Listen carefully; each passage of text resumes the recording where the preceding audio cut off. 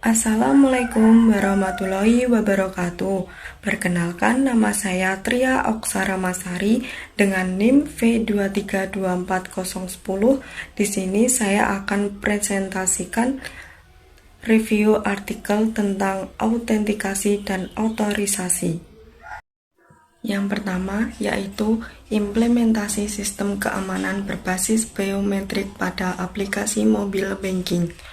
Teknologi biometrik bertujuan untuk meningkatkan keamanan dan memberikan pengalaman yang lebih baik kepada pengguna. Biometrik menawarkan pengalaman yang lebih seamless dan user-friendly. Sebagai pengguna, tidak perlu lagi mengingat password atau PIN yang kompleks, yang sering kali menjadi frustrasi dan kelemahan dalam sistem keamanan. Dengan biometrik, proses autentikasi dapat dilakukan secara cepat dan mudah. Dalam implementasi sistem keamanan berbasis biometrik pada aplikasi mobile banking, metode biometrik untuk digunakan sebagai keamanan data dan informasi dari serangan siber.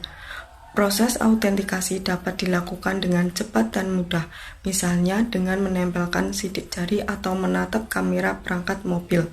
Selain mempunyai keunggulan, metode tersebut mempunyai salah satu tantangan utama adalah masalah privasi. Penggunaan data biometrik seperti sidik jari atau pengenalan wajah dapat menimbulkan kekhawatiran terkait privasi dan pengelolaan data.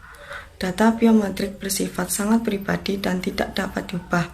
Selain masalah privasi, tantangan lain dalam penerapan biometrik adalah biaya implementasi dan kompatibilitas teknologi.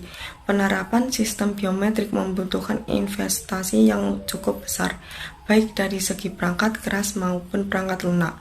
Misalnya, pengenalan wajah memerlukan kamera dengan resolusi tinggi dan perangkat lunak pengolahan gambar yang canggih.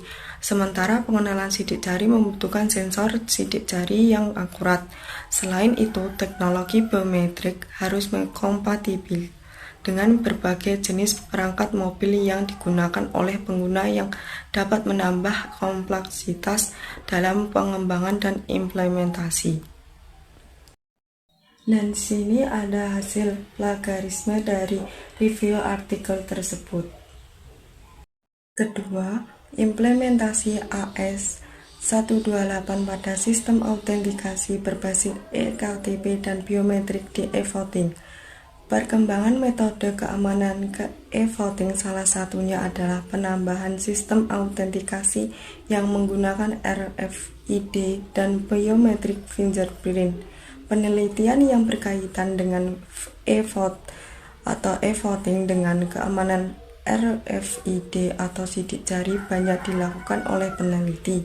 Pada penelitian yang dilakukan Agus Komarudin dan Efrita Luciana Utari pada tahun 2016 dengan judul Pemanfaatan eKTP untuk proses pemungutan suara pemilihan umum di Indonesia menggunakan sistem e-vote atau e-vote bertujuan sebagai alat pengganti metode pemungutan suara manual dari kertas ke sistem e-vote.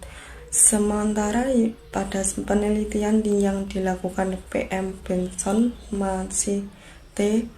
Jobitikus dan V.S. Janjaya Devi pada tahun 2020 dengan judul A Secure Biometry Voting System Using RFID with the database e-voting bertujuan untuk membuat sistem pemungutan suara elektronik dengan menggunakan pemindahan RFID dan biometric fingerprint untuk memverifikasi identitas pemilih.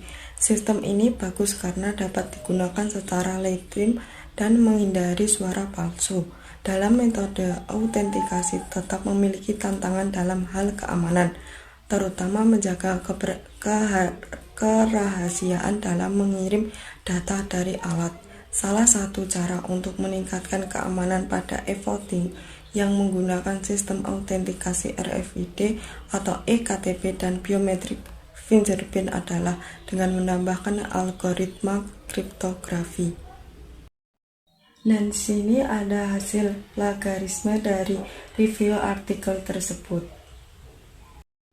3. Penerapan Role-Based Access Control dalam sistem supply chain management berbasis cloud. The implementation of Role-Based Access Control in a cloud-based supply chain. Penerapan Role-Based Access Control atau RBAC menjadi solusi yang dapat diterapkan dalam mencegah akses resource dari pihak-pihak yang tidak memiliki otorisasi. Kontrol terhadap akses atau access control menjadi salah satu solusi ideal yang dapat diterapkan dalam sistem yang memiliki isu keamanan data dalam hal otorisasi setiap peran yang ada dalam sistem.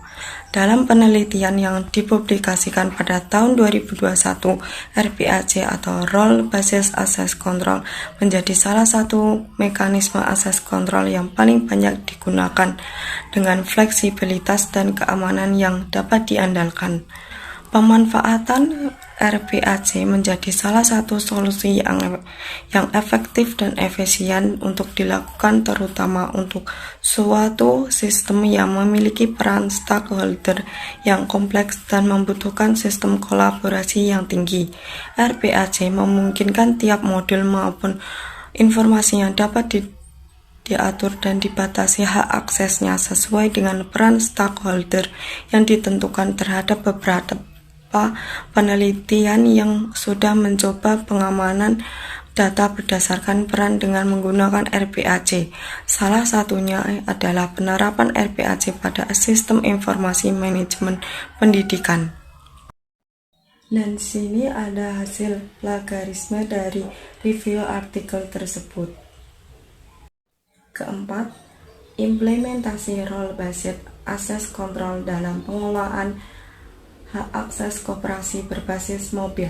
Keamanan data merupakan salah satu aspek penting dari sebuah sistem informasi koperasi, sehingga dengan adanya pendekatan Role-Based Access Control dapat menjaga keamanan data koperasi dengan membatasi hak akses dari setiap pengguna, sehingga tidak adanya kebocoran data privasi anggota terhadap anggota lainnya, baik berupa data-data rahasia ataupun kehilangan uang anggota koperasi yang dikelola oleh koperasi yang menyebabkan hilangnya kepercayaan anggota terhadap staf koperasi.